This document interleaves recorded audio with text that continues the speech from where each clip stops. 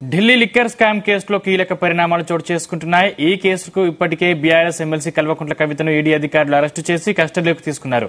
7 రోజుల కస్టడీలో భాగంగా తొలి రోజున ఎమ్మెల్సీ కవితను ఈడీ అధికారులు ప్రశ్నించారు. విచారణ అనంతరం భర్త అనిల్, అన్న కేటీఆర్, న్యాయవాది ములాఖాత్ అయ్యారు. ఎమ్మెల్సీ కవిత సంచలన నిర్ణయం తీసుకున్నారు. ఈ కేసులో తన అరెస్టును సవాల్ చేస్తూ సుప్రీంకోర్టును ఆశ్రయించాలని కీలక నిర్ణయం తీసుకున్నారు. ఢిల్లీ లిక్కర్ స్కామ్ కేసుకు సంబంధించి సుప్రీంకోర్టులో తన ఛాలెంజ్ పిటిషన్ పెండింగ్ లో ఉండగా ఈడీ తనను అరెస్టు చేయడాన్ని ఛాలెంజ్ చేస్తూ పిల్వేనున్నారు. ఈ మేరకు కవిత భర్త అనిల్ కంటెంప్ట్ అఫిడవిట్ దాఖలు చేయనున్నారు. కవిత తరపున ప్రముఖ సీనియర్ న్యాయవాదులు ముకుల్ రోహత్గి, కపిల్ సిబల్ వాదనలు వినిపించనున్నట్లు సమాచారం.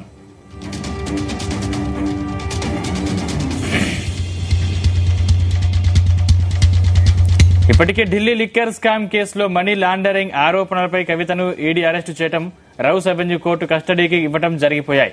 ఈ నేపథ్యంలో ఈడీ అరెస్టును సవాల్ చేస్తూ కవిత పిటిషన్ దాఖలు చేస్తుండటంతో సుప్రీంకోర్టు ఎలా స్పందిస్తుందన్నది ఉత్కంఠగా మారింది. ఈడీ అధికారుల విచారణ తీరును ఛాలెంజ్ చేస్తూ వేసిన పిటిషనే ఇంకా తీర్పు రావాల్సి ఉండగా మరో పిటిషన్ వేయడం ఇప్పుడు సర్వత్రా చర్చనీయాంశంగా మారింది.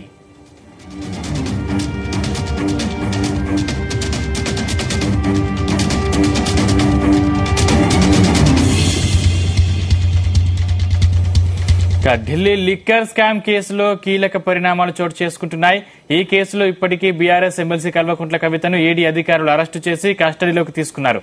7 రోజుల కస్టడీలో భాగంగా తొలి రోజున ఎమ్మెల్సీ కవితను ఈడీ అధికారులు ప్రశ్నించారు. విచారణ అనంతరం భర్త అనిల్, అన్న కేటీఆర్, న్యాయవాది ములాఖాత్ అయ్యారు. ఎమ్మెల్సీ కవిత సంచలన నిర్ణయం తీసుకున్నారు. ఈ కేసులో తన అరెస్టును సవాల్ చేస్తూ సుప్రీంకోర్టును ఆశ్రయించాలని కీలక నిర్ణయం తీసుకున్నారు. ఇదే అంశానికి సంబంధించిన మరిన్ని పూర్తి సమాచారం మా ప్రతినిధి రవితేజ అందిస్తారు. రవితేజ, నేడు 2వ రోజు కవిత విచారణ మరి కాసేపట్లో ప్రారంభం కానుంది.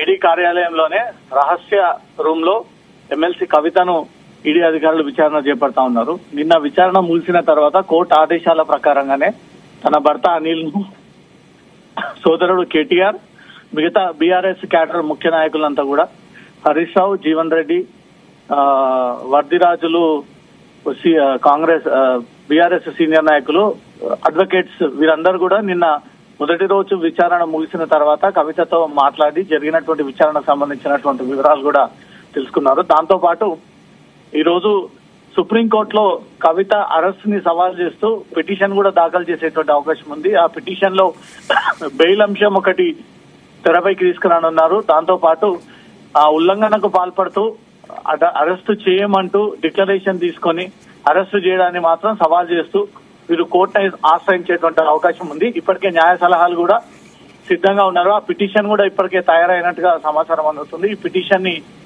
సుప్రీంకోర్టులో దాఖలు చేసిన తర్వాత ఈ రోజు రీచ్ అవుతుందా లేదా 2 రోజుల తర్వాత రీచ్ అవుతుందా, రీచ్ అయ్యేటువంటి టైం ని గెస్ చేసుకుని కవిత బెయిల్ పిటిషన్ ఒకటి, ముందస్తు చర్యలు తీసుకోకూడదని ఒకటి, తర్వాత కస్టడీ ఎక్స్టెన్షన్ ఇవ్వకూడదు అంటూ కూడా ఈ అన్ని అంశాలని ఆ పిటిషన్ రూపంలో పొందుపరుస్తూ ఆ పిటిషన్ సుప్రీంకోర్టును ఆశ్రయించేటువంటి అవకాశం ఉంది.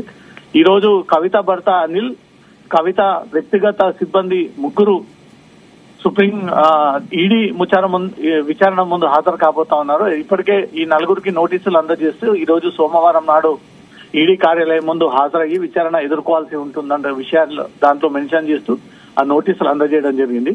ఆ నోటీసుల ప్రకారంగా ఈ రోజు వీళ్ళందరూ కూడా ఈడీ ముందు హాజరయ్యి అనిల్ పై వస్తున్నటువంటి ఆరోపణల విషయంలో తను స్పష్టంగా ఆ వివరాలు కూడా ఈడీకి అందజేసేటువంటి ఆస్కారం కూడా కనిపిస్తోంది. అతను గతంలో పెట్టుబడి రాబడిలో ఆ డబ్బులన్నీ కూడా తీసుకొచ్చి ఫినిక్స్ కంపెనీ ద్వారా హైదరాబాద్ శివారు ప్రాంతాల్లో ఒక రియల్ ఎస్టేట్ వ్యాపారంలో డబ్బులు పెట్టారంటూ కూడా అవినీతి ఆరోపణలు అనిల్ పై ఈ రకమైనటువంటి అభియోగాలు ఉన్నాయి. కాబట్టి ఇవన్నీ కూడా నివృత్తి చేసుకోవడానికి క్లారిటీ ఇచ్చేందుకు అనిల్ ఈ రోజు ఈడీ ముందు హాజరవుతారు. కవిత వ్యక్తిగత సిబ్బంది ముగ్గురు కూడా ఈడీ ముందు హాజరయ్యి వారు అడిగేటువంటి ప్రతి వాటికి సమాధానం ఇచ్చేటువంటి ఏర్పాట్లు కూడా అక్కడ జరుగుతున్నట్టుగా తెలుస్తోంది. ఇప్పటికే అనిల్, ఆ వ్యక్తిగత సిబ్బంది అందరూ కూడా ఢిల్లీ చేరుకున్నట్టుగా కూడా సమాచారం అందుతుంది.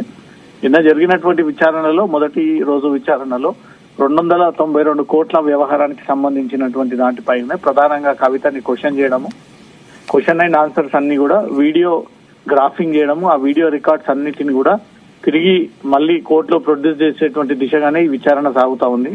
వివిధ కోణంలో వివిధ వైపుల నుంచి కూడా కవితను పూర్తి సమాచారం రాబట్టేటువంటి ప్రయత్నంలో భాగంగా అన్ని వైపుల నుంచి కూడా కవితను ఈ లిక్కర్ పాలసీలో తను ఎందుకు ఈ ప్లాన్ చేసింది, ఇంతమందిని ఎందుకు ఇన్వాల్వ్ చేసింది, ఇంతమంది 100 కోట్లు లిక్కర్ పాలసీని రూపకల్పన చేయడానికి ఆమ్ ఆద్మీ పార్టీకి 100 కోట్లు లంచం ఇవ్వాల్సినటువంటి అవసరం ఏంటి అనే దానిపై మాత్రం ఇన్వెస్టిగేషన్ లో భాగంగా నిన్న మొదటి రోజు కవితను అన్ని వైపుల నుంచి కూడా క్వశ్చన్ చేసిన తర్వాత కీలక సమాచారాన్ని అయితే అధికారులు రాబట్టారు. ఈ రోజు 2వ రోజు విచారణకు సంబంధించి పిటిషన్ దాఖలు చేసిన తర్వాత సుప్రీంకోర్టు ఏ రకంగా రియాక్ట్ కానుంది, సుప్రీంకోర్టు ఇచ్చేటువంటి గైడ్ లైన్స్ ఆదేశాలు ఏంటి అనే దానిపై మాత్రం ఈ రోజు పిటిషన్ దాఖలు తర్వాత కొంత కవితకు వెసులుబాటు కల్పించేటువంటి అవకాశాలు ఉన్నాయంటూ మాత్రం న్యాయవాది బృందం ఈ రకమైనటువంటి స్టేట్మెంట్స్ ఇచ్చుకుంటా వస్తుంది. ఎందుకంటే రాజ్యాంగంలో డిక్లరేషన్ ఇచ్చిన తర్వాత, అండర్టేకింగ్ ఇచ్చిన తర్వాత అరెస్ట్ చేయడం చట్ట విరుద్ధం అనే ఒక విషయాన్ని కూడా ముందు నుంచి తెరపైకి తీసుకొస్తా ఉంది.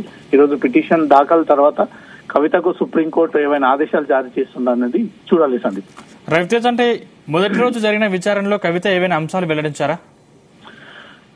తనకు ఇప్పటి కూడా లిక్కర్ పాలసీతో సంబంధం లేదని, ఎక్కడ కూడా తను నేరుగా పెట్టుబడులు పెట్టలేదని, వీరంతా కూడా తనకు తెలిసినటువంటి వ్యక్తులే తప్ప గాని నేను ఎక్కడ కూడా వాళ్ళని పెట్టమని ఒత్తిడి చేయడం కానీ, రావాలి అంటూ చేసినటువంటి కన్వర్సేషన్స్ కానీ ఎక్కడ కూడా ఆధారాలు లేవు. లిక్కర్ పాలసీలో తనకు ఆ సమాచారం మేరకే నేను అనేక సార్లు సమావేశం అయ్యాను, చర్చించాను, అందరిలాగే నేను కూడా హాజరయ్యానే తప్ప ఈ రూపకల్పన చేయడము, దానికి డబ్బులని సమకూర్చడము, లంచంగా అయ్యడం, వీటన్నిటికీ తనకు సంబంధం లేదని, జరిగి ఉండవచ్చేమో అది తన దృష్టికి రాలేదని ఒక విషయాన్ని మాత్రం ఈడీ అధికారుల ముందు ఈ రకమైనటువంటి విచారణ తను ఎదుర్కొన్నట్టుగా తెలుస్తోంది. 2వ రోజు కూడా మళ్ళీ తిరిగి అదే సమాధానాలు ఇస్తుందా, లేదా జరిగినటువంటి వాస్తవాలు ఏంటి అనేది కూడా అధికారుల ముందు ఒప్పుకొని తను స్టేట్మెంట్ ని అంగీకరిస్తుందా అనే దానిపై ఇంకా ఈ రోజు 2వ రోజు విచారణ తర్వాత ఏం జరిగింది అనే దానిపై మాత్రం స్పష్టత వచ్చేటువంటి అవకాశం ఉంది. మొదటి రోజు విచారణలో కవిత ప్రతి క్వశ్చన్ ని దాటేస్తున్నట్టు, తనకు సంబంధం లేనట్టు, ఈ వ్యవహారం అంతా తనకు తెలియదు అన్నట్టుగానే విచారణలో ఈ అంశం ప్రతిదీ కూడా తనకు తెలియదు అన్నట్టుగానే మాట్లాడింది. మళ్ళీ 2వ రోజు నిన్న జరిగినటువంటి క్వశ్చన్ కి సంబంధించి 2వ రోజు కూడా అవే క్వశ్చన్స్ కవితపై ప్రయోగించి ఆమె నుంచి సమాచారాన్ని రాబట్టిన తర్వాత ఈ వీడియోగ్రాఫ్ ఎప్పటికప్పుడు జరుపుతున్నటువంటి ఆ వివరాలన్నీ కూడా కోర్టులో ప్రొడ్యూస్ చేసేటువంటి ఛాన్సెస్ ఉన్నాయి. Sandeep, right, thank you Raviteja.